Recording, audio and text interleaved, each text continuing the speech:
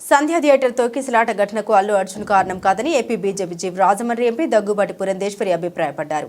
ఆ సినిమాలో హీరో కాబట్టి అల్లు అర్జున్ పుష్ప 2 ప్రదర్శిస్తున్న థియేటర్ వద్దకు వచ్చాడని అన్నారు.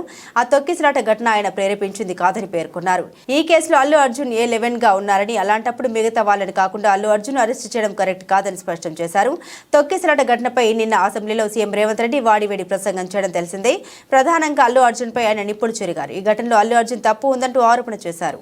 రేవంత్ వ్యాఖ్యలకు స్పందనగా అల్లు అర్జున్ రాత్రి ప్రెస్ మీట్ పెట్టి వివరణ ఇచ్చారు. తనపై లేనిపోని అబండాలు వేస్తున్నారని, చేయని తప్పులు తనకు ఆపాదిస్తున్నారని అల్లు అర్జున్ వాపోయారు. ఆయన తండ్రి అల్లు అరవింద్ కూడా ఇదే అభిప్రాయం వ్యక్తం చేశారు.